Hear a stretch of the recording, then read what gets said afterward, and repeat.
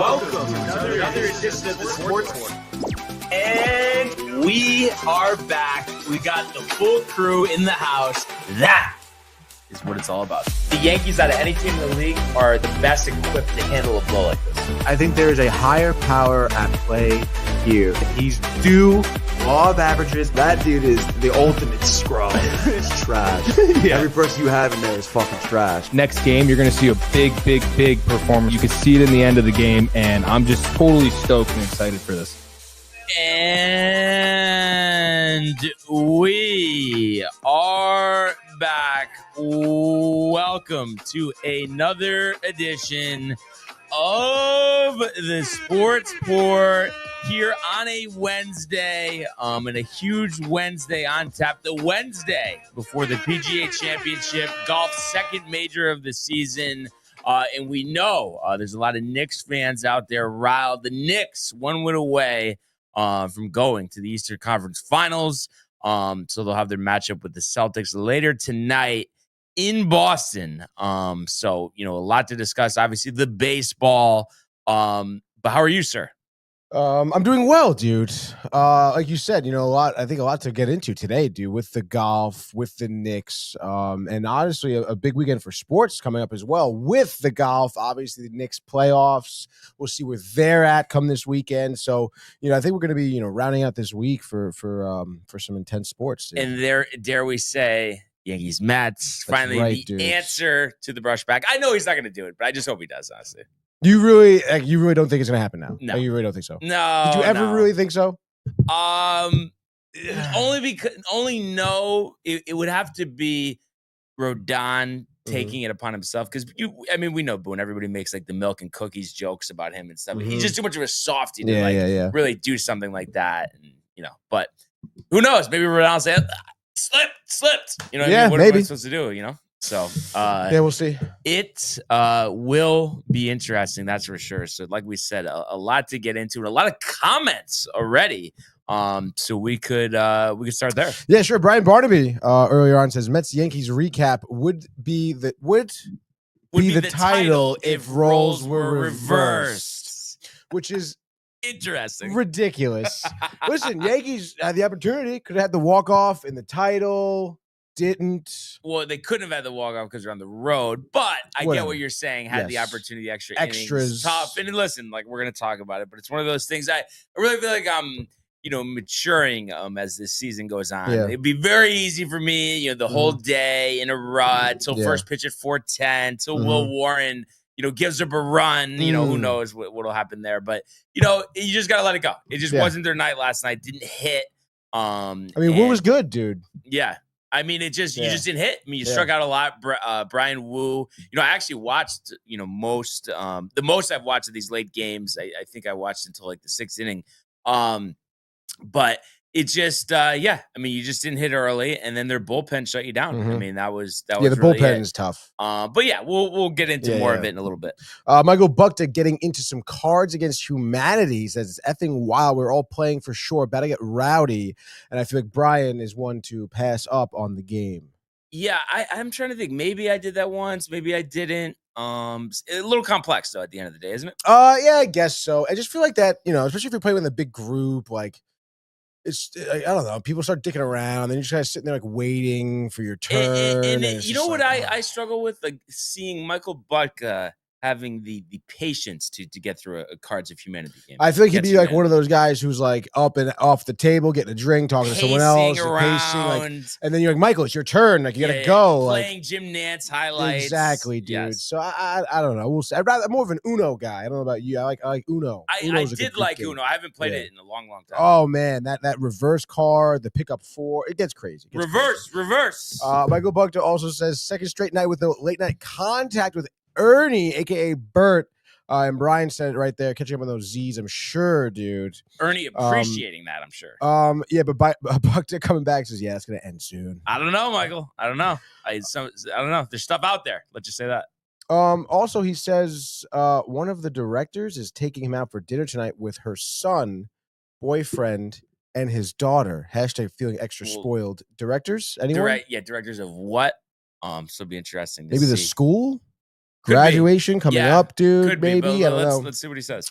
And he wants the Knicks to win it tonight, dude. As we all do. And then he's also, I guess, hyped for the PGA Championship tomorrow. He says, Jim, probably. dude. I can see him like just listening to the audio version, like not watching any of it, just hearing Nance on the call. And then speaking of hearing Nance, Josh B says, yo, yo, yo, yo, yo. What up, fam? Josh B. How about John Pollock hyped for the Tigers, dude? We know why. And then he says, still the best podcast on this earth. And probably Ralph for Javi Baez. Right? Which is, we were talking about it off the air, John. I mean, I think he was the Patrick Corbin equivalent. And kind of interesting, Patrick Corbin has actually returned slightly to respectability this year, but Baez on fire, 2 3-run homers last night. Craziness, dude. Detroit in general, honestly, on fire. And then Bucks is saying Cards Against Humanity are inappropriate. Yes, they are, dude. He loves it, though. Oh, he says Uno is overrated. It's boring, which is kind of a ridiculous take. Oh, yeah. And then he says one of the directors of my transitions program, everyone laughs so hard at Cards Against Humanity. Yeah, I mean, it's hit or miss for me, man. I mean, sometimes I have good times playing. Sometimes it's just like, I don't know. Could wrap it up. Yeah, I mean, it seems like you're not that much of a fan of it, Tony. I'm not that much of a fan, to be honest. I think that game, honestly, is overrated. Yeah. Because people get all riled. Oh, wow. And then, not for nothing, dude, it's like you play a few times, like, the cards, then you got to buy the expansion packs, and all of a sudden you're like, whoa, like, let's take it easy here. All right? Yeah. Let's simplify things, Exactly, dude. Exactly. But it's kind of crazy. Here we are on the eve of the second major championship of the season. Lovely. And that's going to be held in Charlotte, North Carolina, the 107th edition of the PGA Championship. And 107. Just like the Masters, it will be a combination between ESPN on the early round coverage and then CBS picking up the coverage over the weekend. Nance on the call all 4 days. So Michael Butka out of his seat. And then this is the first PGA Championship held at Quail Hollow since 2017. Justin Thomas winning the first major championship of his career, 8 under par at that point. And it was a 2-shot win over Molinari, Oosthuizen, and Patrick Reed. And kind of interesting, the purse since then has basically doubled. Doesn't list on Wikipedia what the purse will be, but it was 3.3 last year, so I'm sure it'll go up. A little bit of what it should be actually on here. I don't know. Let's see. It's overview maybe. This is from what? I would go overview on the top right. No. Yardage, but the overview tab up there doesn't do it either. Oh, maybe. No. Past champions. I mean, it's just one of those things we know that AI will have the answer for us. Oh yeah, sure. What is the winner's share for the PGA Championship? Weather 68 degrees. Huh? No. It's just kind of talking about last year. Let me just see.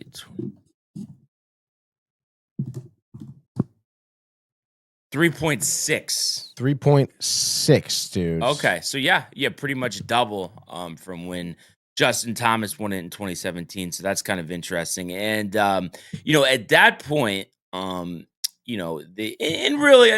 years the PGA Championship, the way the course is laid out, the way that the rough is growing out, it plays like a U.S. Open, maybe slightly easier. Back in 2017, Justin Thomas was 8 under par, which was quite the stark difference from the PGA Championship record set by Xander Schauffele last year at Valhalla, 21 under par, 263.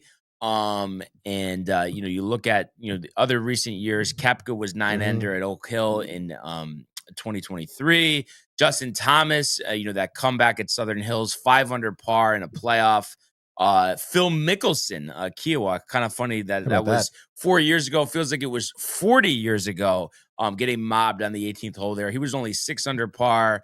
Harding Park during the COVID year, Colin Morikawa, 13 under par. And then Koepka going back-to-back 2018, 2019, 8 under at Bethpage, and then 16 under at Bellerive. So the scoring's kind of been, all over the map, for this championship. It's definitely, an exclusive list of PGA, champions in terms of, multi-time champions. And you look at, recent history, it's kind of interesting, actually. We had 3 years in a row. Xander broke the streak last year of repeat champions, because Phil won his second in 21, Thomas his second in 22, Koepka his third in 2023. And Koepka also obviously went back-to-back 2018, 2019. And then before that, Rory McIlroy won his second back in 2014, also winning in 2012. So, there's a lot of, ways to go here in terms of, who can, win this championship. You're talking about a par 71 measuring 7,600 yards. So, one of the longer courses. Can't imagine. I mean, for us, 6,600 yards. So 7,600, that would be quite the struggle. The ball's in the rough, the ball's, not holding on the green. No way. I can only imagine how difficult it was. If we're talking about odds here, so the favorite right now, slightly over Rory McIlroy, is Scotty Scheffler at plus 400. Rory coming in at plus 450. You have Bryson at plus 700. And then a little bit of a gap here. How about kind of a surprise, I feel, John Rahm, 1,800. Interesting. You probably would have never guessed, Tony, that he would be the fourth favorite, just given what we've seen. I know he kind of rallied for a top 15 finish at Augusta. But since going over to Live, I think people have questioned, him being the same. I don't know if the drive's just not there. I know he had some foot injuries last year. But do you think that is definitely an oversight that lists him as the fourth shortest odds here? Yeah, I would think so. Again, I don't know, how exactly he's been doing on Live Tour, but I remember looking him up for the Masters before that, and he wasn't really. I think maybe he was like leading the league in like maybe driving, but like other than that, he just was not playing very well. So just not closing. Right, exactly. So I think it would be, like you said, maybe a little bit of an oversight on other players here to rank him here as fourth. And it's interesting. You got the defending champion, Xander Schauffele, at 22-1. Seems like a bargain. It does. Obviously hasn't seemed like himself this year. An 8th place finish at the Masters was pretty good. Yeah, that was good. But hasn't really been that close to winning. No. But you would think, as time goes on here, we're going to see him back in the winner's circle very soon. So that's an interesting pick. Yeah, no, again, he had that beginning of the year, right? Oblique injury or whatever it was, clearly bothering him. And like you said, to finish top 10 at the Masters, I think was like something of a statement kind of tournament for him, where it's like, all right, like I'm kind of fully healthy. I can deal with this. This is a major sort of deal. So I know obviously what last year you said was at Valhalla, right? Yeah. Different course, but still I would put him up there as good chances to go back to back for sure. And like I said, the value seems there, and it's kind of interesting. And I know obviously had some close finishes after that. Finally won again, Justin Thomas at the RBC Heritage, Tony, but hasn't won a major in 3 years, and hadn't won a tournament in 3 years before that RBC Heritage wins. But Justin Thomas, same odds. I'm guessing that has to do, just with his course lineage here, winning the last time it was hosted in 2017. But it's interesting to see because, it just feels like it's been so long. But obviously, Thomas is still in his, early 30s here, and definitely has a chance to win a major again. I think just for Justin Thomas, it's just been about putting it together for 4 days. I think he struggles with that. Especially if he starts out hot, it seems like it's very hard for him to follow up. But he's an interesting candidate there at plus 2,200. Colin Morikawa, seems like we've been waiting for him to win another major. He's plus 2,500. Hasn't won since that Open, I believe, in 2021. So it's been 4 years for Colin Morikawa. We've been waiting for Ludwig Aubert. Mhm. I feel like you're kind of down on Aubert. I mean, he's plus 2,500 here, but it seems like you were very high on him last year, and I think it just has it been just disappointing. I know he, won earlier, the Genesis at Torrey Pines, but just the majors, he just hasn't got the job done. Yeah, I know he hasn't had many opportunity. I mean, this is only his second major season, which is career. wild. I know. I guess I may be holding him to a high standard. Yeah. But yeah, dude, I mean, it is because you know what it is? It's like almost like JT. He has a tough time just like putting together a full weekend. You see such great glimpses of him, like just a crazy out of a bunker or something, or whether it be off the tee or whatever. But then it's just like he'll go, back-to-back bogeys, and he'll miss like a 4-foot putt on one of those bogeys. It's like just something like that where he kind of implodes a little bit. That does, it kind of frustrates me a little bit. But like you said, I mean, his second, season here on the tour, I mean, he's a player who will come around, and I'm sure we will be celebrating a major win for him soon. Yeah, you would think so. And another guy I think that would have so much more hype if he was not on the Live Tour is Joaquin Niemann. He's 35-1 here. Has been getting all these special invitations the last couple of years because of the world golf ranking points. So he's interesting. Obviously he hasn't won a major yet, but he's been in the conversation and still only 26. So be interesting to see. I mean, I think competed at the Masters for a little bit, kind of faded. But it'll be interesting to see. He ended up finishing tied 29th there. But if he finds himself in contention, I mean, he definitely has the ability. And then speaking of ability, the 5-time major champion, last won the PGA in 2023, Brooks Koepka, 40-1, missed the cut at the Masters. So even though he's not looking great, not winning on Live currently, it's kind of hard to count out somebody who's won this championship 3 times. Yes, dude. Do you know what courses you? It was all in New York. All in New York. So Bethpage, or not all in New York, but it was Bethpage, Oak Hill, and then Bellerive, which I'm forgetting where that. For some reason, I was thinking that was Wisconsin, but I might be wrong on that. That is Missouri. St. Louis. That was actually right before Tiger had won, the 2019 Masters season. Before he was in contention, and then I don't know if you remember this, probably not, but at the podium, he was like, there was no way I was letting Tiger beat me. Like, that was when Brooks was in his prime in terms of confidence level, the villain, the riff with DeChambeau. Kind of interesting there. But, he's a name to watch. And I think the key is for Brooks, I think that gear, like he takes it to another gear if he gets off to a hot start. I think that gives him the utmost confidence. And then he thinks, wow, I could do this again. Yeah. And he's had other close calls, had a chance against Phil at Kiowa a few years ago. So even though he's not looking great, I wouldn't be surprised if he has a very strong tournament here. And then, you got some other, Cantley's 40-1, Tommy Fleetwood 45-1, Matsuyama 45-1, Tyrrell Hatton, another Live guy, 50-1, played well at Augusta. Victor Hovland kind of falls into the bear category of waiting for him to break out. Shane Lowry getting pissed on the course, 55-1. And then lastly, we're going for back-to-back career Grand Slams here. Jordan Spieth, 60-1.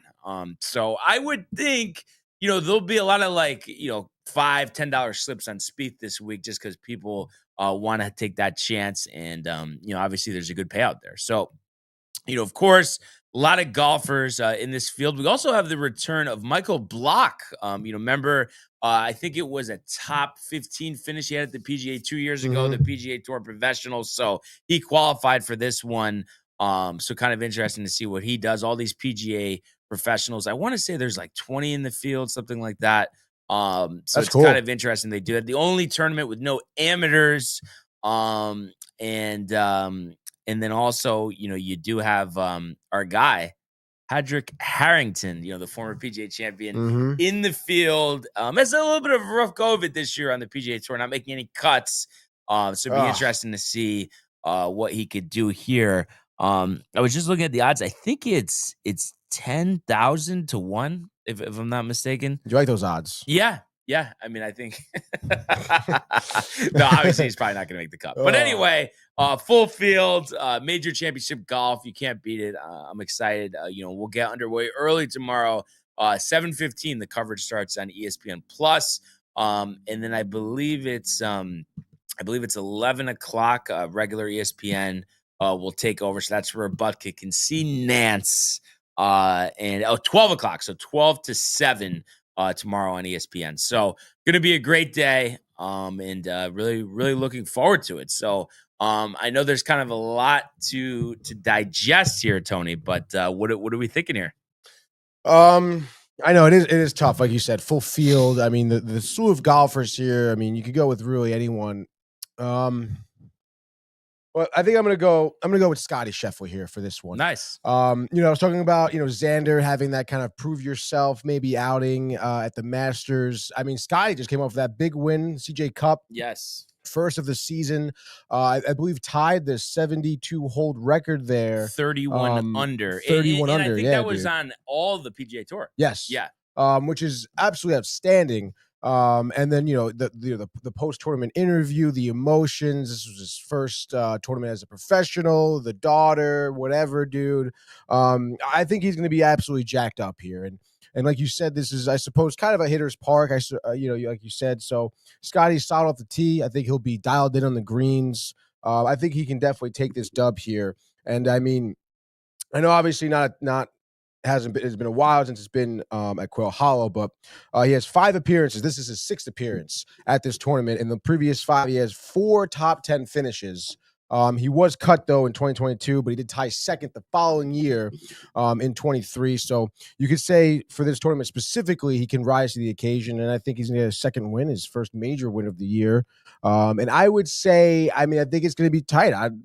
12 under for his victory. And I guess for a sleeper, it's funny. You go back and forth with the sleeper. I kind of like the idea of maybe Shane Lowry getting some revenge after last week, Getting out that frustration. But I'm going to go with the guy who caused the frustration for him. I'm going to go with Sepp Straka on the back-to-back. Why not? Truist. Obviously just won last weekend, had a great tournament, and honestly, he's been having a great year as well. He has 2 wins this season, 4 top 10 finishes. And I think after you saw him get cut at the Masters, I think he's kind of, irking for some primetime action here. So I say Sepp Straka can pull it out. I think he's 100 to 1 shot, I think. So solid odds there. So yeah, give me some Straka. I would say 10 under for him. All right. So I'm gonna go with a little nostalgia here. Oh boy. And definitely not going with a favorite. I believe we were just talking about his odds. I think 40 to 1. So sure, coming off the missed cut at the Masters, and not playing regularly with these guys on the PGA Tour. But I'm gonna go with Koepka. You look at the history here. It doesn't matter where the PGA Championship has been held, and he's played in the PGA Championship since 2013. He's never missed the weekend.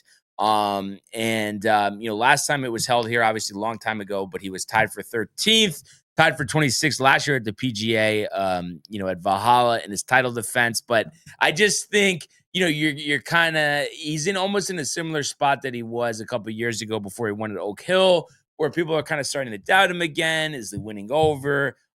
He's a 5-time major champion. And like I said, I think the key for Koepka is tomorrow. It doesn't need to be anything crazy, but, be 3-4 under par to kind of start the day. And then I think he can kind of go from there. And as long as he's in the conversation, like I said, I think that competitive gene will take over. And last time, it was held at Quail Hollow. We talked about Thomas winning at 8 under.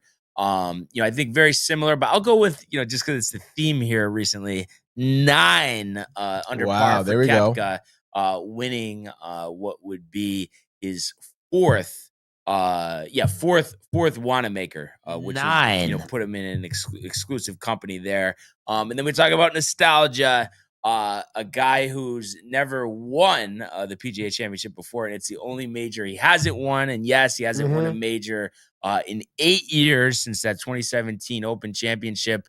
But give me Jordan Spieth. It seems like he's been rounding into form recently, and I know history is not great to Spieth at the PGA. He was tied 28th when it was held here last time in 2017. 2019 he was tied for third. Other than that, he's been outside of the top 20 since then, but it just feels like he's just kind of starting to get his confidence back. And I could see him prevailing here. So let's say Spieth, if he were to win this one, we'll say he's going to be 7 under par, maybe a chip in shot on 18 for Mr. Spieth. Who knows, Tony? But we'll see. And like we said, really excited to watch this, the second major of the season. Yes, who will be hoisting the Wanamaker Trophy come Sunday evening. And obviously we'll tune in live to this tomorrow while it's going on. I believe the first tee times are at 7:00. I think Patrick Harrington going off in the threesome with Luke Donald and Martin Keimer. Wow. So kind of a little, we talked about nostalgia. I think that would define it. That's for sure. That's for sure. So let's see what happens. And I did see we had a couple comments. Oh yes, we did, dude. We have I guess we can go. Michael Buckton here says, Jim, I love you, buddy. Focus on that second wife, he says. She's lucky to have you. At first I didn't know what he was referring to. I didn't know it was about Jim. Yes, the second marriage. Also, John Pollock did say he's back into form as in Javi Baez. About time he showed up. Absolutely right, dude. Yeah. I honestly did, because he's a big golf guy. Pollock. Oh, yeah. But he's talking about Baez. Yes, definitely. Then Kev Deuce says, let's go. We want the smoke. Let's end this tonight, he says. Let's effing go Knicks. And he wants to know who's tied for the best record in baseball. John Pollock's tires? I mean, I guess he's not wrong. Yeah. Well, you're not wrong. And then an Ernie, yeah, dude. But speaking of baseball, let's go to the world of Major League Baseball.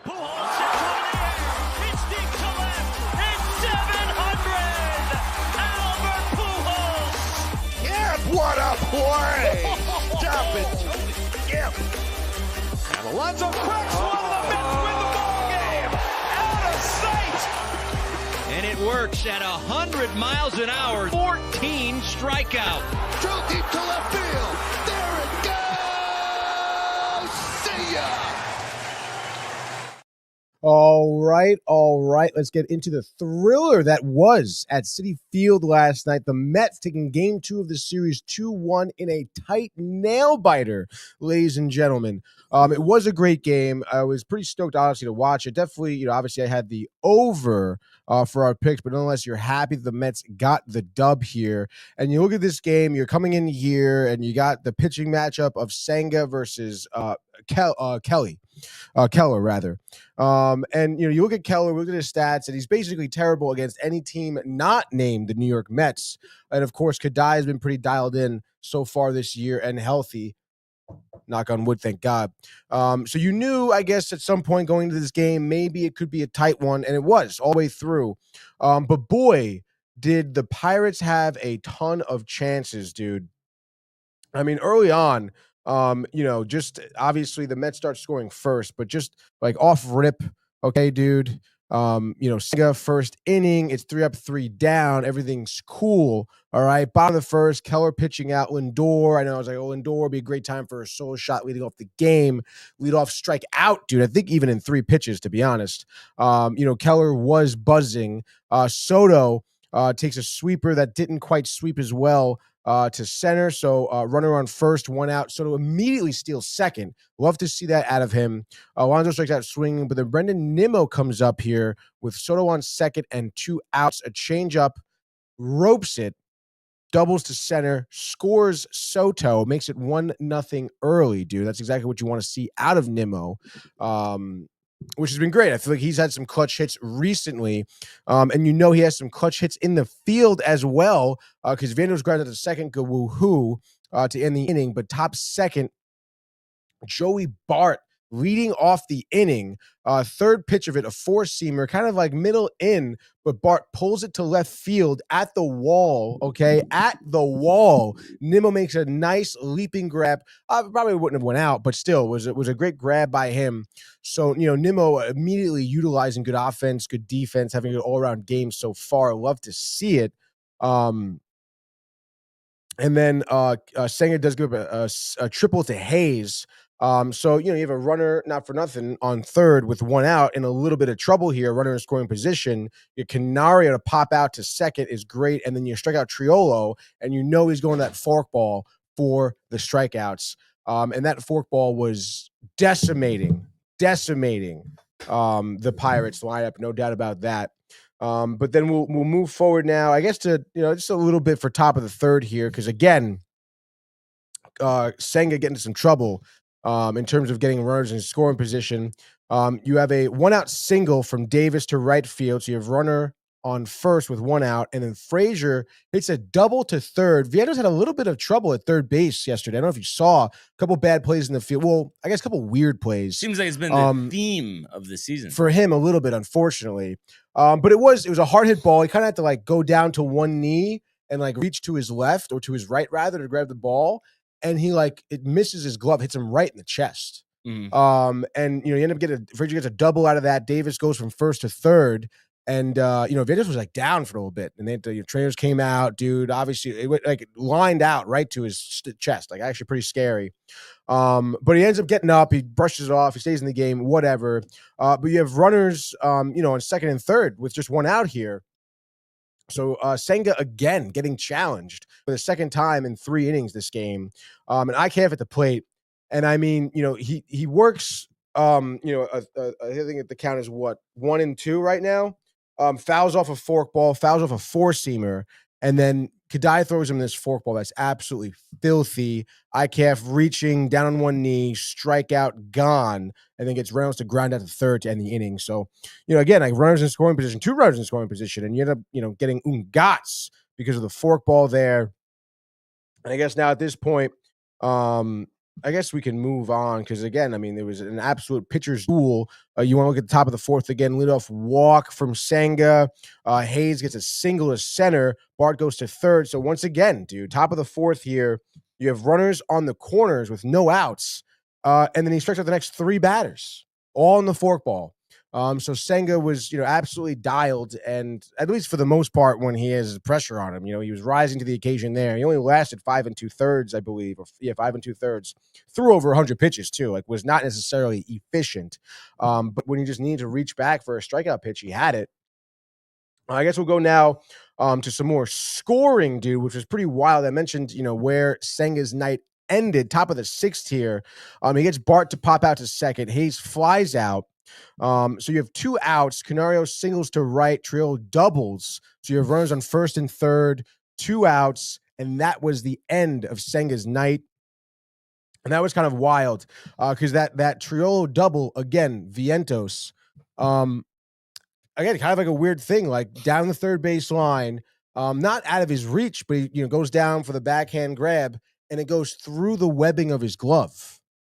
And then into the outfield. They were talking about that and how he kept the glove on and too. Rick was saying, "Oh yeah, in hockey, if a puck got through, oh yeah, you just keep the glove on, right?" No, dude, absolutely not. And it wasn't even it wasn't that the glove obviously didn't break. Yeah, but it's just that webbing was so wide that it went through. So it's that was so odd to me that he did keep it on. And obviously unfortunate because that would have been the 3rd out of the inning.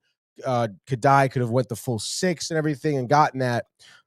Instead, they pull him and they bring in Reed Garrett, which was obviously a mistake here. Leadoff walk to Bay. Again, runners on the corners. A 4-pitch walk to Bay, dude. Loads the bases. And then wouldn't you know it, Davis is up. Walks him as well. On the 3-2 count, he throws a cutter that's 2 feet outside the zone. Not even close. And he walks a batter in, ties the game. So you can imagine my dismay, discontent, whatever you want to call it. But then does get Frazier to ground out, and that wasn't easy. An 8-pitch at bat. So, Garrett just did have his stuff, but does get out of the inning and limits the damage. He was visibly upset, though, in the dugout, as you can imagine. Keller comes out for the 6th, 3 up, 3 down, 3 flyouts, which was pretty wild. Probably should have been the end of the night, but it wasn't. We go bottom of the 7th, where we do get some scoring here. The Brett Beatty classic 2-out solo shot to left. It was his 5th of the year. A changeup down the middle that Keller, I'm sure, is probably cursing himself still. Takes it yard, makes it 2-1. And that was, the go-ahead run right there. Had him starting for fantasy. You did? Again. Let's go, deep dude. League. So it worked out well. And you get those notifications. Oh, a couple people are interested. Didn't even have to spend any of my free agent money on him either. There we go, dude. Come on. Stanek comes in the 8th. Strikes out 2, gets a pop out to end the inning on McCutchen. And then we'll go now to the top of the 9th, where things did kind of get interesting. Edwin Diaz in here. First pitch or first batter flies out to right. Davis, there's 1 out right there. Walks Frazier. Frazier immediately steals second. Diaz is one of the worst pickoff moves. Everybody steals on Diaz. It sucks. IKF grounds out to Lindor, dude, or what should have been a ground out. Lindor sails the pitch away from Alonso. He's come off the bag to grab it. Everybody's safe. Frazier's at third. So you're thinking, holy shit. You have runners in the corners here, and you have 1 out, dude. So a sac fly ties the game, MFing yourself, okay? And it's Diaz. Diaz grits his teeth, okay, dude? 6 pitch at bat to Reynolds. Okay, gets him on the 4-seamer looking, dude. Absolutely frozen. Probably was expecting that slider. Threw him 4 sliders back to back to start off the at bat. Threw him a 4-seamer, which was a ball at 99, which was it was a ball, but then finally got it in the strike zone. Reynolds down, dude. And then Bart grounds out to second base. My heart was in my chest, dude. It's where it lives. It was in my throat, rather. Just because, you never know. Acuna was fielding the ball, especially with Lindor's era. You really never know. But in any case, Diaz gets his 9th save, of the year. Mets improved 28 wins on the season, 17-4 at home, which is absolutely ridiculous so far. Their play at Citi Field have been outstanding. They hold the Pittsburgh Pirates to 0-13 with runners in scoring position. Again, every pitcher was, when they needed to, reaching back for the pitch they needed to, which was great. Obviously, you would have expected the Mets to maybe score some more, but hey, Mitch Keller has been dialed against the Mets. We talked about that yesterday. So kind of crazy how that continues. Yeah, we were saying, Keller doesn't look that good this year. Yeah, he dials. And he doesn't look that good this year. But his fastball is locating high, and it wasn't. Again, it's 95, 96 topping off at that, but he's just locating the corners, and batters are swinging underneath or through it or everything. So he could put up a good outing. 7 innings pitched, only 2 earned runs, 5 hits. So obviously, great job there for him. Bad job by the Pirates for not scoring. 0-13 with runners in scoring position. No Neil Cruz second consecutive game. He's been the best player this year. Yeah, so it is tough. Obviously, they go to 14-29 now. Interim manager, not great. Obviously, the third game of the series is tonight, 7:10 p.m. You have Clay Holmes on the mound versus Falter. A little reunion game for Clay Holmes. It is a little reunion game. You could say that, absolutely, dude. And he's someone who's been doing great. 5-1, 2.74 ERA. I'm sure at this point would be up there in terms of Cy Young candidacy, dudes. But speaking of Cy Youngs, Kadai improves his ERA to 1.22 so far. So you would think just needs to get to that length in the game to really enter the conversation. And honestly, again, if Vientos makes that play, not through his glove, he throws 6 innings. Yeah. It looks entirely different. You're right. You're right. So, and then one thing that'll be interesting too is, you were talking about Keller, obviously Pirates out of contention, interim manager. We know they've been cheap as a franchise, but you would think, starting pitching always at a premium, and Keller is currently 29, and they just signed him to an extension last season. That he would be a guy that they could, unload at the trade deadline. I don't understand, why you would keep him, just because, you're clearly in a rebuild mode. You're not going to make the playoffs this year. And I would think you could get a good haul from him simply because we know how expensive starting pitching can be. he's making 15.4 this year, which would be prorated at the time of the trade. And then you got 3 years at 16.9, 18.4, 24. I mean, that's like pretty cheap. I mean, that's money for a third or fourth starting pitcher. Yeah. And some teams probably could use him as their number 2, if not their number 1, if they're really hamstrung with injuries. Yeah, no, absolutely, dude. And I mean, not for nothing, the Pirates, they need offense. They need offensive position players here. So let's go. Yeah. So that's a name to watch. Really, the Yankees have done some trades with the Pirates before, so it'll be interesting to see if they end up pursuing him. And speaking of the Yankees, sleepless in Seattle last night. Glad I didn't stay up for the duration of this one. The Bats were sleepless. They lost 2-1 to Seattle last night. So unfortunately, that ended their winning streak. And they will still have an opportunity to win the series, this afternoon, actually a 4:10 game today. Max Fried, it was the first time Fried had started a game that the Yankees did not end up winning, and they had plenty of opportunities. I think the one thing that hurt them here was that Fried, was a little off the mark. I actually saw his full 5 innings, and, he's usually very good with the control. Only had 2 walks, but was, wasting a lot of pitches, going deep into counts because his fastball was missing. Also, the umpire, who was supposed to be hitter-friendly, kind of squeezing him a little bit. So he threw 91 pitches over 5 innings, and they decided to go to the bullpen at that point. And I think it was because, he wasn't on, didn't want to take a chance that he would get into some trouble. So the final line there was 5 innings, 4 hits, 1 run. And he also, had 5 strikeouts and 2 walks, but the run was on a Cal Raleigh double, and kind of interesting because we've seen Trent Grisham, I think mess up a time or 2 in center field, and we'd always thought of him as a great fielder, but he kind of took a bad route here. Would have been a tough catch, but a makeable catch. So that, scored Julio Rodriguez from first base. So that was kind of tough. Really didn't feel like that was Fried's fault at all. But so he did a solid job. Obviously just didn't pitch deep into the game, but unfortunately for the Yankees, they did not have any success against Brian Wu. He really dominated this lineup, pitched into the 7th inning, had 6 strikeouts, 4 hits, no walks. So they were barely able to get any runners on. And when they did, they didn't take advantage. You want to talk about how you lose a game. 0 of 14 with runners in scoring position. And, I'll have to check, but I think, overall this season, the Yankees have done, a good job, with runners in scoring position. So it was, that makes a difference. That's why you only score, 1 run. And I have this up now. So it looks like the batting average. So the Yankees are 6th in the majors, with runners in scoring position, hitting 261. Dodgers first, 289. So, obviously that was unlike them, but that's really why you lost that game. And then I also was going to say you were asking too much out of your bullpen anyway.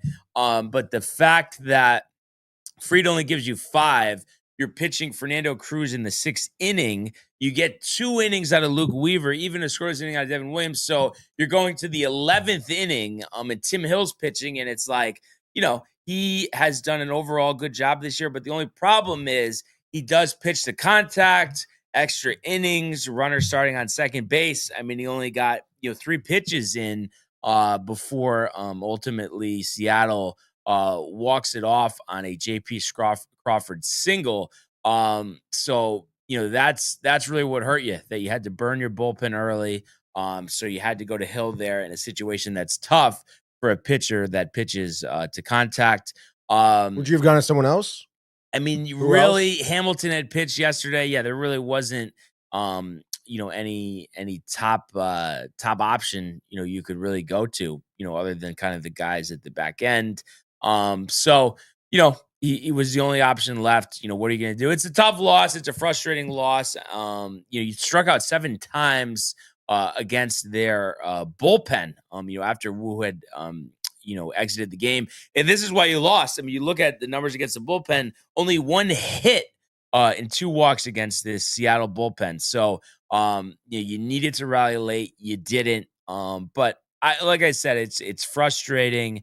But you just move on, and all is well and good. If you win today, win the series finale. It was kind of funny too. Gigi LeMahieu pitch hitting late in this game, striking out, of course. He'll get the start today. But like I had said yesterday, really hoping for that Peraza and Vivas, getting their fair share of opportunities. I know Peraza just missed a home run, and then made some good plays at third base. So that was a good sign, but he's only hitting 189, Vivas hitting 143. So you're going to need to see some more offense there. And how about Trent Grisham? Another 2 hits in this one. So, it did kind of struggle with that play in center field, but offensively, he has been unbelievable. So yeah, like I said, you just move on from this game, and you just hope, because like I said, I mean, I know we do have the off day before the series with the Mets over the weekend, but you used a lot of relievers yesterday. So like Luke Weaver going 2 innings, I don't think he's going to be available. And dare I say, if this is a close game, Devin Williams might have to close it out. Yeah. He didn't throw that many pitches last night. And you're going up against Luis Castillo, who this year, hittable. And I feel like just a diminished version of Luis Castillo. Not the same guy that Seattle traded for at the deadline a few years ago. A guy that the Yankees could have had, ultimately went with Mets legend Frankie Montas instead. Castillo this year, almost a hit an inning, 3.95 ERA. So, you just want to, get to him early, make them go to the bullpen early, because they used their bullpen a decent amount last night. So, you just want to set the tone here, move on from the lulls of yesterday. And like I've kind of always said with Warren, I mean, you hope at the minimum, he did better than this last start, but that he could give you, 5 innings, 3 earned, and that your offense takes care of business. Because you just scored 11 runs 2 days ago, and I don't see why they can't put up, a respectable number such as that, this afternoon. So let's go. Like I said, 410, Yankees slight favorites here, minus 115.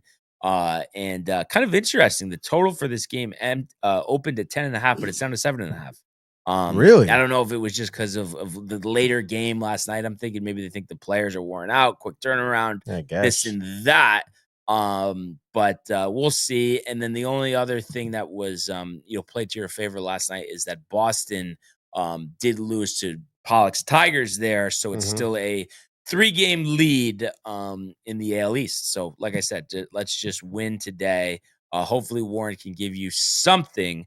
What did we have an update on the picks? Yes, dude. I went 1-1 in every game. So 3-3. 3-3. I believe you went 4-2. Outright? Hold on, stand by. So you had Yankees in the over, so that's 0-2.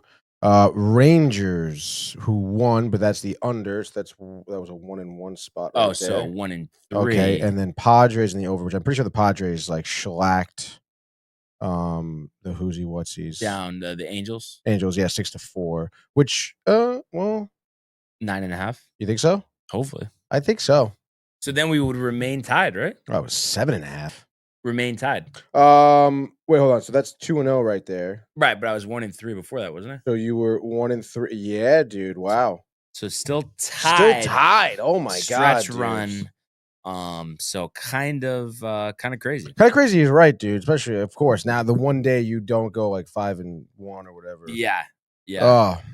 But at least the good part is, though, you do have first pick here, even though we kind of know where you're going, and it's gonna be interesting too what they're gonna do for this game, because it's supposed to rain all day and all night. But kind of just from what I've seen recently, and especially a team like Pittsburgh that is not going to come back to Citi Field this year, that they would try to get this game in. The only thing is, though, maybe they do play tomorrow because they're going to be in Philadelphia. Obviously, the Mets are going to be in New York. So if it rains that much, maybe they just postpone the game till tomorrow. That'd be kind of annoying. Yeah.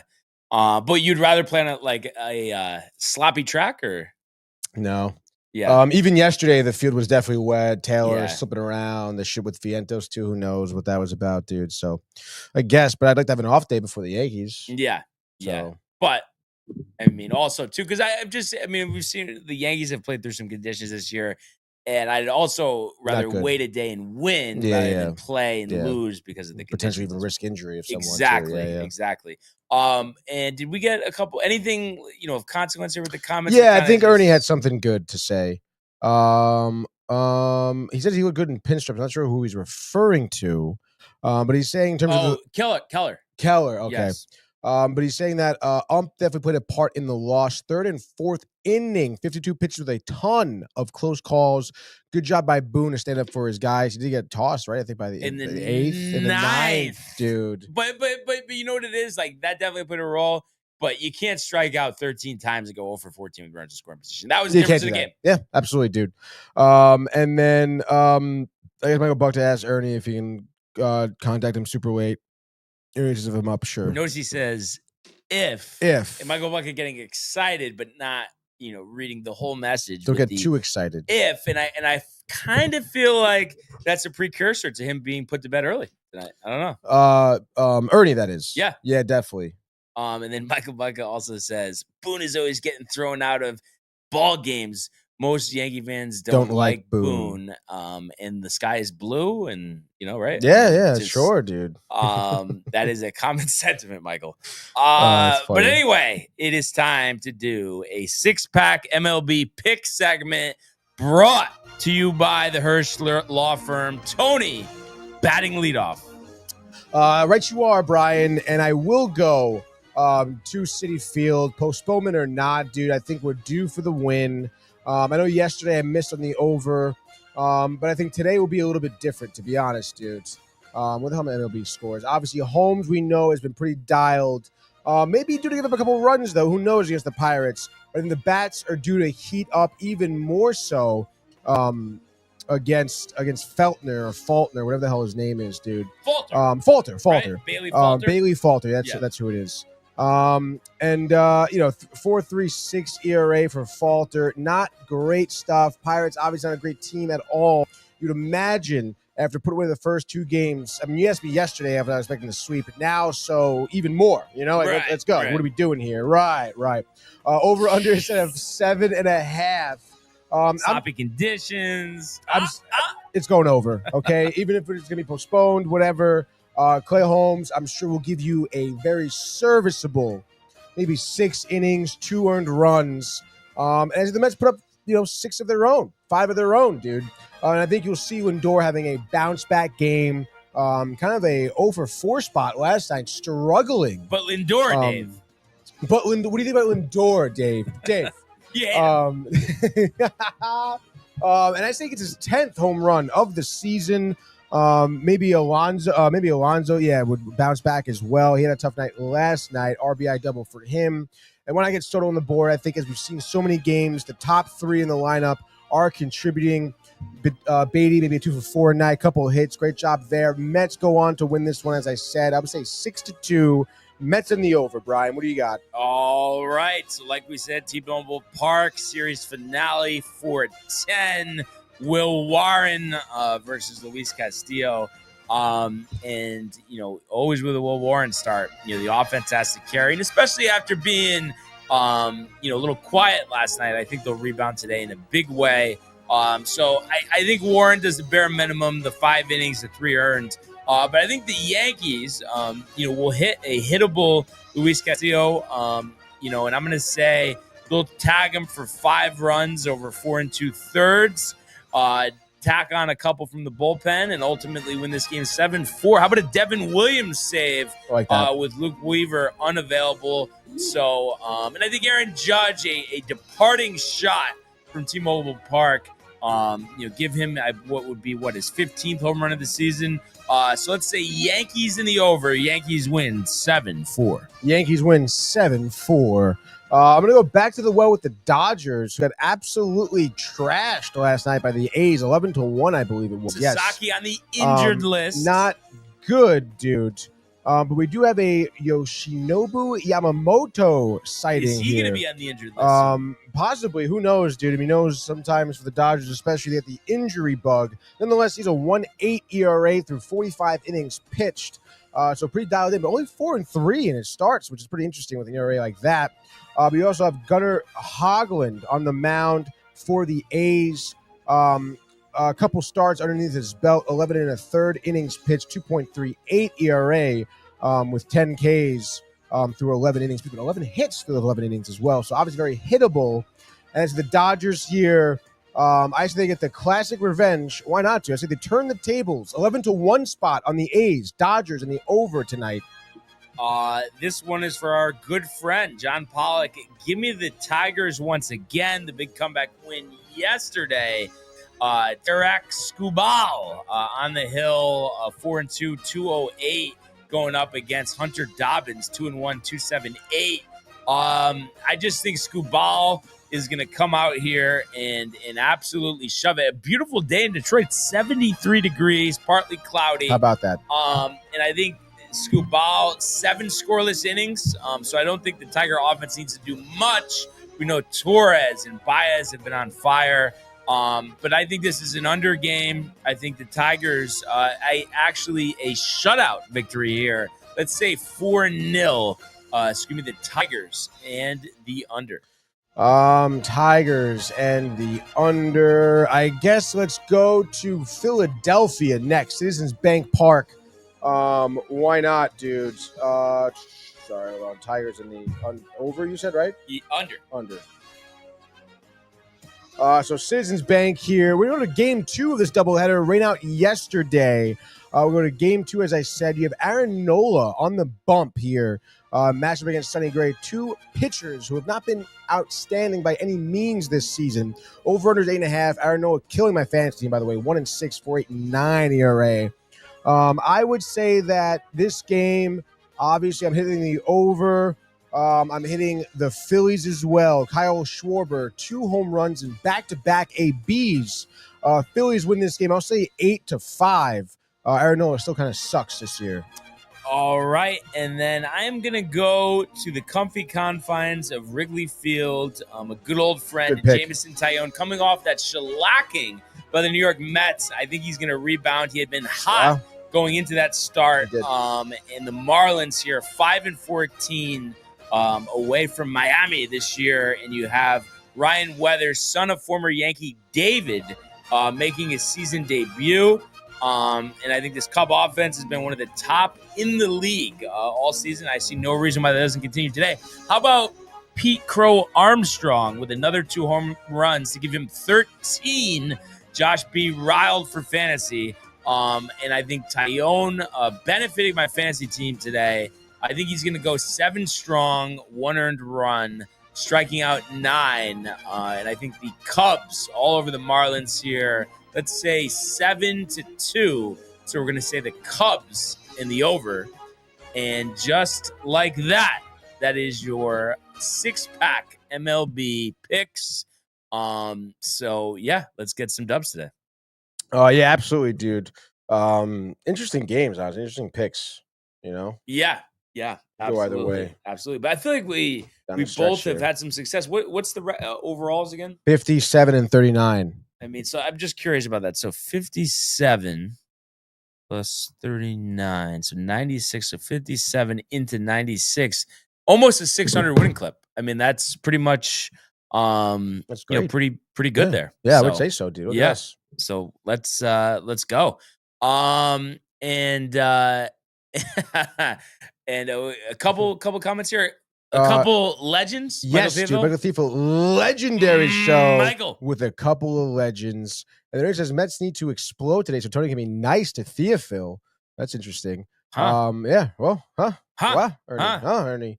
And Michael Buxton says, Barnes, what would have happened if the Yankees fired Boone and hired Clint Hurdle as their next manager? They'd be too high to Ernie do such a would thing. say we would riot, dude. And Hurdle, the former Rockies manager, back as an assistant now. Obviously, the whole thing's a shit show, but I know he's just familiar with him from the he's on Twitter all the time, but just he's one of those guys. He's getting a little too riled. I mean, trying to get back to relevancy, but it's like, come on.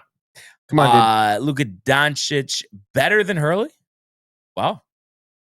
And Sure. then Michael says that you're never nice to him. Yeah. Sure, dude. Hurdle, also the Pirates manager. The theme here, losing organizations. Mm-hmm.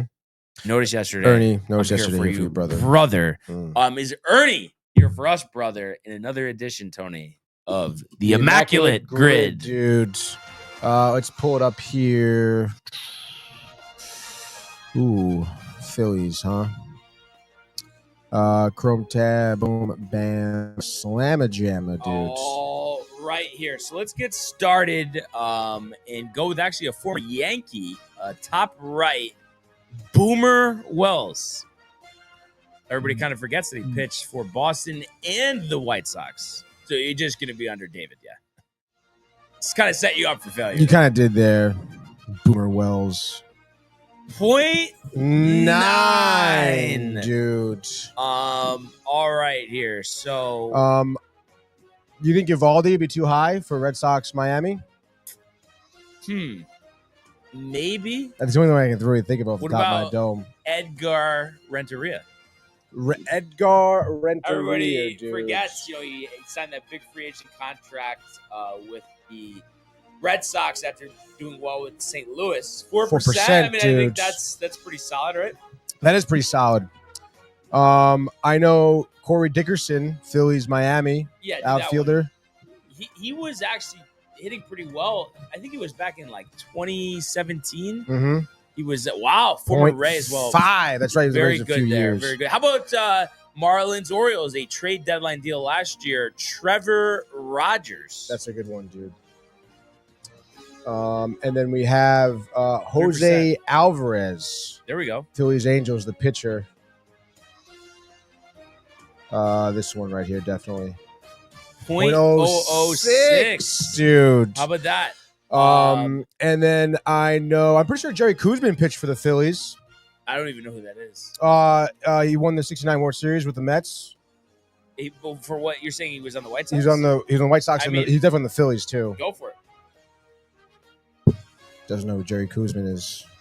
I It's all mean, right, dude. That's all right. would I know a Met, Tony, from back then too? Come on, that's really stretching. And then how about Angels, Red Sox, Kenley Jansen? Oh yeah, it's a good one, Kenley. All right. Yeah. 6%. The O's here is where I'm going to probably be not helpful. O's and Angels, Vladimir Guerrero. Everybody forgets about that one season in Baltimore for Vladdy.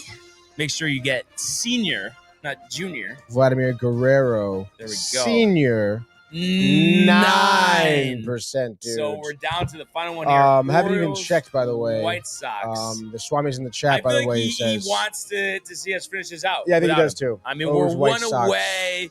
We can do it, Tony. Let's just think for a second. All right. Let's see here. Was Edwin Jackson on the White Sox? Oh gosh, I don't think so. I know he was on the Orioles. All right, and then I don't think for some reason I was thinking Tomey was on the Orioles, but I don't think so. Alou? No. He says Jim Tomey. He says Jim Tomey. So he was on the Orioles. That's Wilson interesting. Betterment also. He says Go with Betterment. Always a Betterment Yeah. call. I thought we could do it without him, but I also did say Tomey too. So I just think Betterment will be lower. 23. 23, What was dude. Betterment? What was Betterment? 0.3. It says. Wow. Yeah, dude. 0.3. I mean, talking about moving, grooving, right? I mean, that was a good one, dude. Like just absolute came out firing. Well, a lot of divisional teams here. Yeah. Yeah, dude. So Baltimore, he played for in 2012. He split the season between Baltimore and the Phillies. Wow. So, Jim Tomey, like a guy that doesn't get his due. Brendan Marsh. 612 career home runs, but no one really ever talks about him. No one ever really does, dude. And before we move on here, one other thing, the news yesterday, Rose, Shoeless Jackson, off that's the right, ineligible dude. list. I mean, I was saying this with Jay yesterday. It reminds me of the whole vacating titles for the NCAA. I just feel like, especially Shoeless Jackson, I mean, he's been dead for 80 years at this point. And then Pete Rose, he goes his whole life trying to get back into the Hall of Fame. Now you give it to him. He just died, last year? I don't know. I just think it's like, what's the point? Yeah, it's kind of bullshit. If I may say so. Like, here. just keep him out. I think it looks better to keep him out. Yeah, it does look better to keep him out. And it doesn't really make any sense, dude. Like, especially because I'm pretty sure Rose, didn't he like try to get back in at 2017? They denied him again. And he was like advocating and getting to the Hall of Fame, and they would not give it to him. Right. And I mean, it is like, I don't know if it's, maybe his family's happy. I don't know how they feel. I can speak for them, but like, not for nothing. Like, the guys didn't live to see him make the Hall of Fame. Like, that's so messed up, dude. It's like you were waiting for him to pass away. That's what they were saying on Rick and Dave this morning, which is ridiculous, dude. And then also, like, who, like why? Just like why? Yeah, I guess supposedly they were saying that the White House was pushing for it, which is kind of interesting. I don't know why that would, like, they would care. But I guess supposedly that was it. And then Jackson just went along with him because it was similar circumstances. And that would never made any sense too, because they were talking about, they have the movie, 8 Man Out or whatever, but just that, like, he was banned, but yeah, he had the best stats on the whole team in that World Series. Shoeless Joe? Yeah, the Black Sox. Ridiculous. Yeah. So yeah, I just think there's just no point to it. But I guess that it's just, what I think they should do too? Take the power away from the writers, because I think there's a lot of bias there. Oh, this guy didn't grant me interviews when he was playing, so I'm not going to vote for him.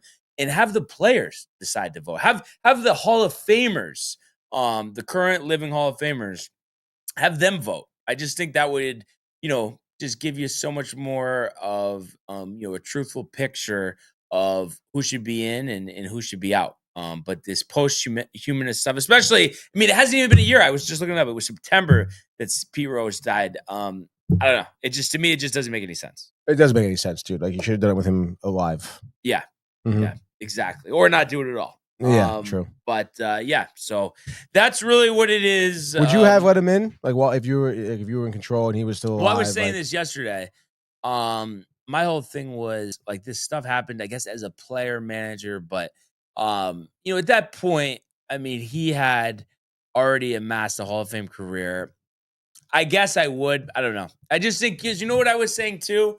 It's like, we're not going to let him in, but just because Big Papi, smiles and everybody likes him and he cheated, but we'll let him in first ballot. That's no problem. Yeah. You know what I mean? So the hypocrisy, Tony, of the writers, the Hall of Fame committee, it's all nonsense. That's why I say everybody in. It's like, we're saying, Bonds, Sosa, McGuire, all didn't exist. We all saw it. It doesn't, it happened. The games were played. Right. So I just think and we're already letting other guys in that did PEDs. There's no consistency. So at this point, I would say just let everybody in. Yeah. That's just my thought. But guess we'll see how it plays out. But let's go to the world of the National Hockey League.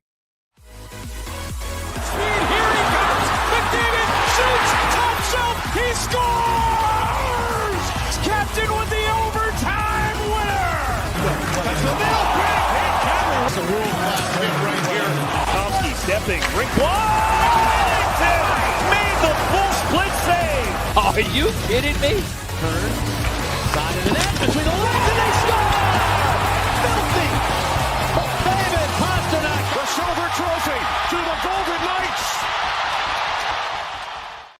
All right. So the NHL playoffs moving along here. Only one game last night and went the way we expected. But the hat trick didn't come from who we thought. It was not Mikko Rantanen, but Mikael Granlund with the hat trick. All the scoring for Dallas, who takes a 3-1 lead after winning 3-1 in Dallas last night against the Jets. Ottinger almost flawless there, 31 of 32.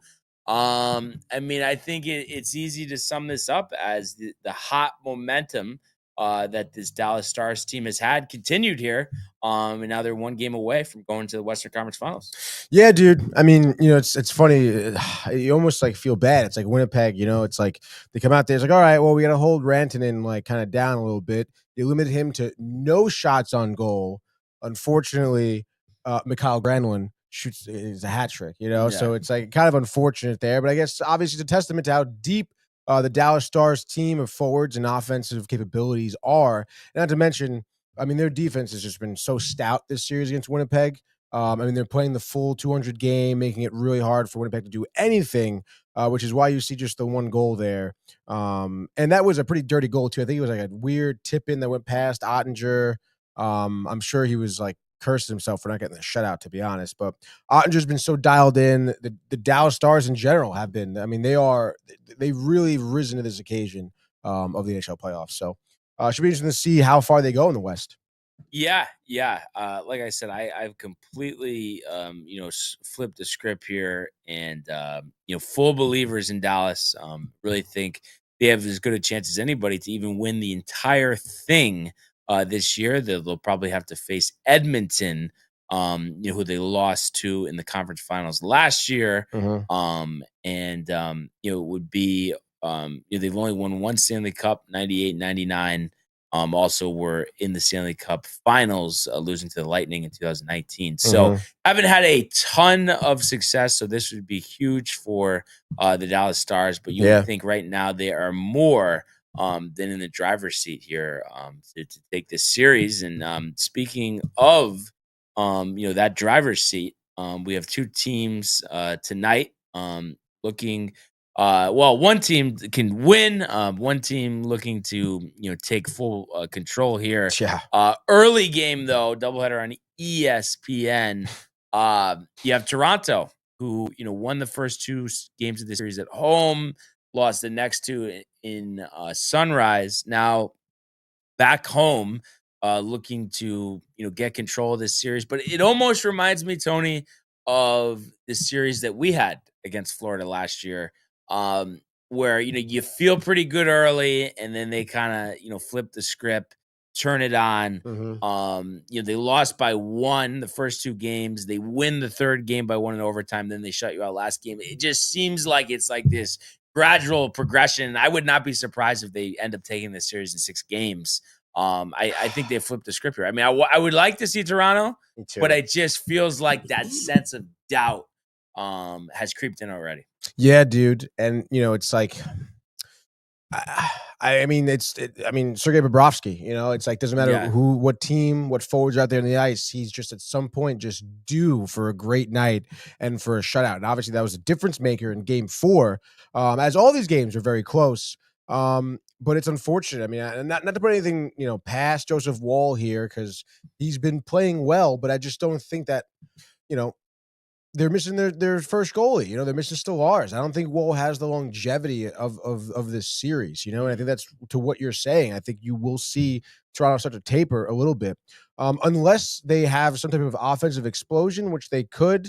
But Florida, the physicality, the speed, the defense, it is going to be really hard. And unfortunately, I think I am on that train of Toronto kind of blowing this series now at this point. I don't know if they'll, maybe we'll go 7. I mean, I think, maybe Toronto at home wins it, and then the Panthers can win the next 2, or vice versa sort of deal. But, I don't know, dude. I don't think Toronto's going to be able to finish this one out. I would be surprised if they do, because Florida, man, I mean, they're just so they're just nasty, and I think people were writing them off a little bit, being down 2-0 to Toronto. People jumping on Toronto made it past the first round. They're over the hump. They go up 2-0 to the Panthers, a team like the Panthers. But like Brian was doing, you look at those 2 games, they're 1-goal games. There wasn't anything that was emphatic. And so now we're seeing that tide turn. The puck is dropping the other way. And I think that, the shutout victory, 2-0 in game 4, is really indicative of the type of games the Panthers can put out there. So I would say give me the Panthers tonight. Honestly, will it go over? Over's 5.5. I would maybe bet on yes. Honestly, I would say Panthers take this one. I don't know, maybe like a 5-2 spot, something like that. Yeah, and I feel like too, after winning those 2 games at home, it reminds me of like if Koepka is within 2 shots Saturday afternoon. I mean, he's just that instinct, that killer instinct is going to take over. And I'm sure a fire has been lit under Florida. They were, absolutely, really on thin ice, after going down 2-0. and then to Yes, come they back, were. win in overtime. I'm just saying, Mhm. this is the gradual progression we see. So I think they win like 4-1. Honestly, I think, like I said, I think it's going to be a 6-game series. So we'll have to see what happens. That's the first game. 9:30 though, the second game of this doubleheader. Edmonton in Vegas, looking to close it out, go back to the Western Conference Finals here. Have obviously won 3 out of the first 4 games in this series. They have to be feeling pretty good about themselves, being contributions from the entire lineup here. It hasn't been just the McDavid and Draisaitl show. We talked about Evander how Kane. Evander Kane had a nice game and McDavid only had 1 point. No points for Draisaitl last game. So kind of interesting. I knew it. I had a good feeling about Edmonton going into this series. I think they'll close it out tonight. But you think, there's going to be like, one more last act here in Las Vegas, before. Probably not, honestly, Yeah. dude. I mean, and not for nothing, Golden Knight. I mean, they lost their first 2 games at home. Like Edmonton won the first 2 games on the road this series. So, obviously that home ice doesn't really take any precedent So here. you're saying no ice? No ice, basically, dude. And I kind of thought after Game 3, I forget who it was that had that. Was it Stone? Doesn't really matter, but had that literally a game expiring goal to put them up 4-3, to put them in the game at 2-1 in the series, and then you lay a goose egg to Skinner. You get shut out, so I don't know. I just don't think Vegas has it right now. Adin Hill is not playing his best hockey. The entire Vegas roster isn't, obviously. I mean, you lose 9 games through the entire regulation series at home. 9. And then you drop the first 2 of this series at home. Like, that's Just crazy. Didn't set the tone. No, right, didn't. It's over. I tend to agree. I think this is like a 5-2 Edmonton win, and I could see McDavid, maybe having 3 points, a goal and 2 assists, something to that effect. Let me just say, I know it's not official yet, but I cannot wait to see Edmonton versus Dallas. I think that is going to be legendary. Yeah, dude. So we'll see. But like I said, that one's at 9:30 on ESPN, and I know a lot of our listeners right now are earning for tip off at the Boston Garden tonight, the TD Garden, as the Knicks looking to close out this second round series against the Boston Celtics. Up 3-1, and as we expected, they confirmed the torn Achilles for Tatum yesterday. Already had surgery. No updates just yet, other than that the surgery went well. So kind of interesting. I think, with Tatum, Boston at home earlier in the series was like 9.5, 10.5 point favorites. Still a 4.5 point favorite. I mean, obviously there's still a lot of, quality 3-point shooting on this team, but it just feels like being on the brink of elimination, losing your best player to such a gruesome injury. It's like, how do you get up for this game and all the momentum that is on the Knicks side? How do you wrestle that away from them? I just don't, again, I don't know if it's just a trap. Maybe that's why they're doing it, but I don't know how you favor Boston this game. I know they're at home, but I just think with Tatum, it would be a different story. Without Tatum, I just think it just completely changes everything. Yeah, I mean, how could you not agree with that? They're missing one of their star players here. I mean, you gotta have to obviously lean on Brown to have like a career game, and you're gonna have to rely on some bench players stepping up, I guess. But I mean, is that really gonna happen? I mean, Derek White for 50. Derek White, Al Horford. I don't know, dude. I mean, it does seem like a little bit like out of their grasp here. Peyton. And not for nothing, dude. I mean, Celtics, they haven't won at home. Yeah. Like, what is indicative of them winning at TD Garden right now? Yeah, I don't know. Other than maybe just, trying to get an inspirational win to continue the series for Tatum, Michael. What do you think the Knicks mentality is right now? You think they're kind of close like, it out? We're not going back to the Garden. We're closing out now. Don't let them back in. Let's play our game, and we will win. That stout defense down the stretch, clutch 3-pointers. Obviously Jalen Brunson Sure, he's had a couple games where maybe he wasn't quite at his best, but the clutch shots throughout this series have been unbelievable. And then really, Mikal Bridges, I almost think Mikal Bridges has been, the second best player in this series over Towns. He's had just some really clutch defensive plays. You think about the turnovers at the end of games 1 and 2, and the scoring down the stretch in those games, and then really had a great game last game as well, offensively and defensively. So yeah, I just think it's been, a complete team effort. And it seems like Boston, what's their calling card here? Other than the 3-pointers, is just to, foul Mitch Robinson every time he's in the game. Right. It's just, I don't know. I don't see how you get through this. And this just came up on my screen because I have the game, preview in front of me, but Stephen A, Knicks towel on his head. Like, what are we doing here? Really? Yeah. Go click on the game. It probably will show it. Oh, Like, it's just like, I don't know. I don't get, I just don't get the whole thing with Stephen A. I really don't. Right.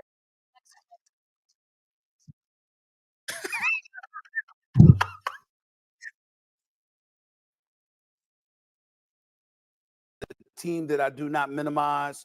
Halliburton, Turner, Nembhard, Neesmith, these brothers. Wait, 10 million a year, 12 million a year? Let me not forget him. Should we get some Knicks towels to the studio? Yeah, I guess we should, right? And they're exceptionally well coached by a future Hall of Fame coach and a champion. I was just going to know ask what they bring to the table. I'm saying the Boston Celtics can beat them. They still got a $300 million. All right. Yeah, all right. Enough, Stephen A. But you know what I mean? Like, I don't know. I just don't know. Like, where are the Stephen A. truthers out there, Tony? Yeah, no, it's a good point, dude. I don't know. Hey, man, the guy gets paid a lot of money, so I guess somebody likes him, right? I guess, right? He's talking about running for president. Let's see how that. Oh, yeah, dude. Oh. Anyway, so I like I was kind of saying, I like the outright win here. And I like the under as well. I know we went over last game. But I would say, like, I think we're going back to 90s Knicks basketball. I think they're gonna win like 97 to 89, something like that. So easily, the plus 4.5 there, and then under the 207.5 point total. What's your kind of prediction there? Yeah, I like that call. I guess that would be somewhat indicative of what the games were at the TD Garden, right? Kind of lower scoring. Mm-hmm. I would say, Knicks 101, Celtics 94. Okay. So under as well. And then obviously covering the number. And I see Michael Bucca talking about Rose being a cheater, but then he says, what would happen if we traded for Wemby? There'd be no one left on the roster, Michael. That's what would happen, because who are you giving up? Reed for Wemby? Straight up, right? Nope. We'll do it. Nope. And also San Antonio has that second overall pick as well. Wild. So, we'll see. And I think it's tough because for the NBA tonight, I think they were thinking, this could be a great doubleheader. And obviously all the Knicks fans and the Celtics fans will be tuned in tonight, of course. But I think the juice is gone in Minnesota without Curry. I think everyone's kind of just expecting Golden State to roll over here, right? Yeah. No, yeah, I think so too. But I think it would be an interesting, to see Anthony Edwards, in the conference finals here, with a chance to go to the NBA finals. I think I talked about this the other day, but just, he's kind of the future of the NBA. And, especially if it's a series against Oklahoma City, with Shai and Chat and all of them, I think it would be highly entertaining. But I think it's not even close. I think it's like the Edwards, the 45 points, and maybe like a 20-point win for Minnesota. What do you think? Any rally for Jimmy Butler? We've seen him do more with less before. Yes. I don't know. Again, you look at the last 3 games here. Not good. Not good at all for the Warriors. And I guess you look at Jimmy specifically. I guess 2 games ago in the 102-97 loss, he had 33 points. But in that, last game, 14 points. The game prior to the 33-point game, he had 17. So, I mean, obviously he's someone who can ramp it up. I mean, he's got that mentality of the of a winner, of a warrior for sure. No pun intended. No pun intended. But I mean, I just don't think he has it in him right now. I mean, Minnesota's good, dude. Yeah. I mean, Edwards is good. Edwards is Randall's is messing good. around. I mean, made minced meat of the Lakers in 5 games. Yeah, so. dude. So I don't think it'll be enough. And I mean, maybe if you get Draymond too to support him, or again, I don't really see it. I mean, Draymond's have to come off the bench or just start hitting threes like late in the game, probably. Yeah. So I don't see it. Edwards dialed maybe 38 points for him tonight. Or how about 39 points for him tonight? Right. Yeah, why not, dude? With 9 assists. And I say, yeah, T-Wolves, I don't know, 111, 100. Let's go. All right. And then It's Michael over. also says, we don't draft the superstars. We trade for them. Let's trade to get superstars.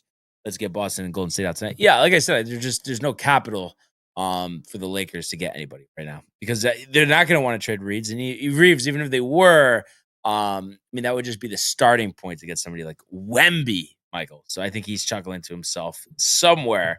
And then also, I know I kind of am bouncing back and forth here. But, I mentioned the Thunder, they, overcame actually a deficit. We're down, 8 going into the fourth quarter, end up winning 112-105. They get 3-2 lead, game 6 in Denver tomorrow, overcoming Jokic's 44 points. Crazy.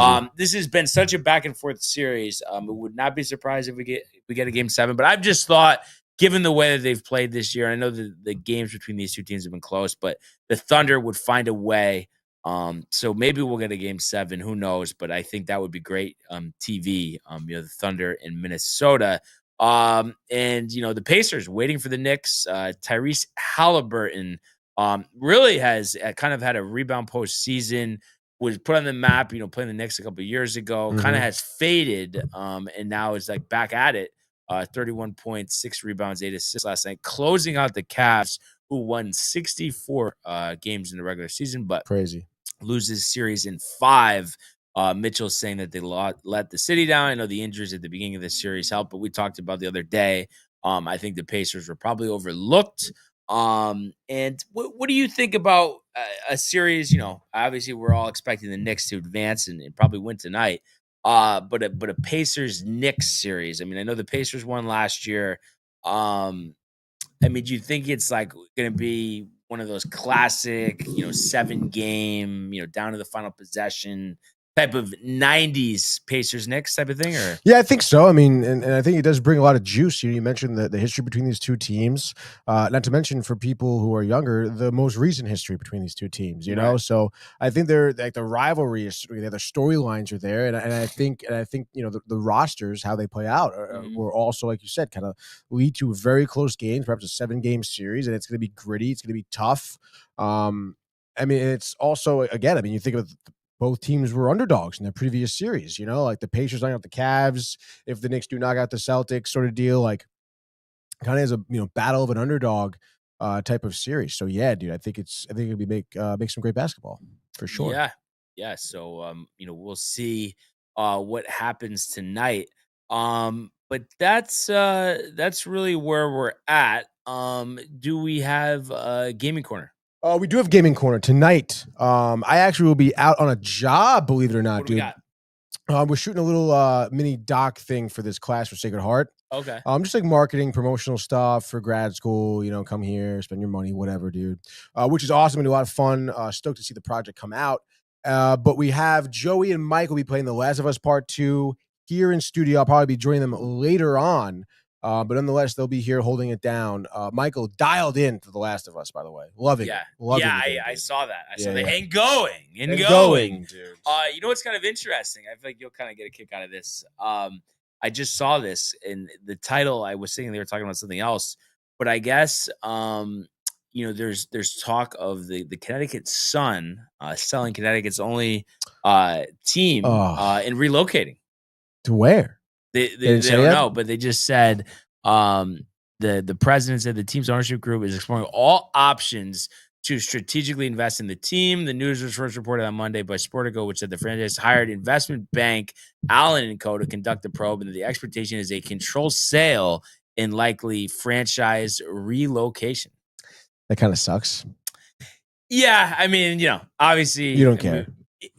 More or less, but I just a little surprising, but I don't think they drop well. I mean, the obviously, Sun, but I think what it is at the WNBA, it's like not really about the market. It's about the player, Clark Fever. Right. Yo, dude, you hear that? So that's What's up? Good morning. The Sun might be relocating, Michael. The Connecticut Sun. I know, I heard. Dude. Yeah.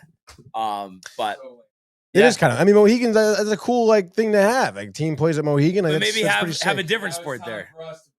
Yeah, hockey to Mohegan. How about that? Bridgeport Whalers.